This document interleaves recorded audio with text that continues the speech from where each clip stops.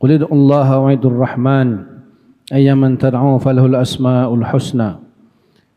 Dalam bab ini Ibnu Battal mengatakan, Ibnu Battal salah seorang yang mensyarahkan kitab Sahih Bukhari daripada mazhab Maliki, mengatakan bahawa tujuan Imam Bukhari ialah untuk mengisbatkan sifat rahmah bagi Allah Subhanahu wa taala.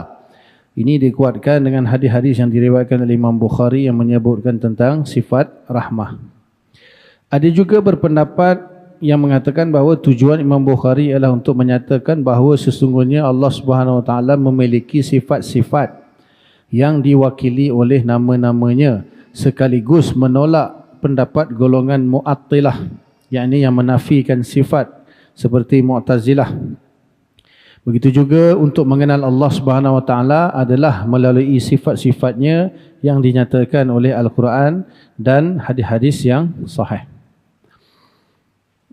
Imam Bukhari memilih sifat rahmah ini sebagai permulaan perbahasan mengenai sifat ialah kerana menurut sebahagian ulama, sifat rahmah ialah sifat yang merangkumi dua kategori sifat, iaitu sifat zat dan sifat af'al.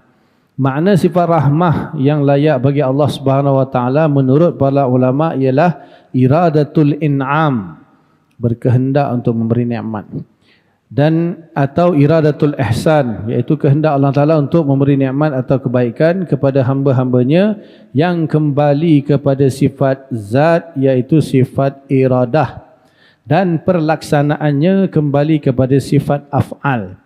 Oleh itu Imam Bukhari seolah-olah ingin menyatakan bahawa sabit bagi Allah Subhanahu wa taala sifat zat dan sifat af'al. Seperti yang saya sebut tadi, ulama khilaf apa tujuan sebenar Imam Bukhari datangkan, iaitu ulama yang mensyarahkan masing-masing berijtihadlah, mungkin sebab ini, mungkin sebab itu, mungkin sebab ini. So ada beberapa pandangan. Jelas daripada ayat-ayat tu kan, kalau kita baca ayat 2 ayat Quran yang Allah Imam Bukhari bawa ni, maksudnya falahul asmaul husna, itu satu. Ataupun sebelum tu qulillah awidur rahman.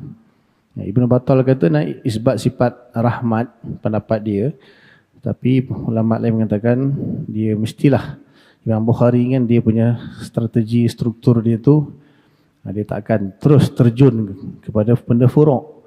Sifat rahmah ni furuk sebenarnya.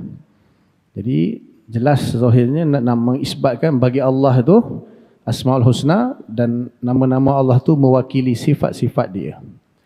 Kalau kita terima juga, kalau Imam Bukhari nak isbatkan sifat rahmah daripada makna Rahman tadi tu, maknanya sifat rahmah ni mewakili dua sifat. Ini yang belajar akidah khusus mungkin faham lah kot. Dalam falsafah sifat, sebagai ulama membahagikan sifat kepada tiga jenis yang utama.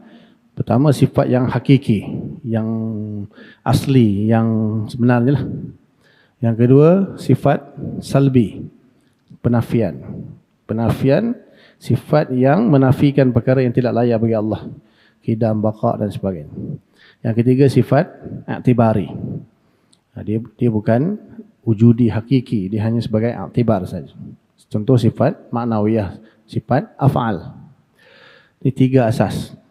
Kemudian ada cabang-cabang daripadanya, iaitu gabungan antara sifat hakiki dan salbi, gabungan antara sifat hakiki dan i'tibari, gabungan antara sifat salbi dan i'tibari, dan gabungan antara hakiki, salbi, i'tibari.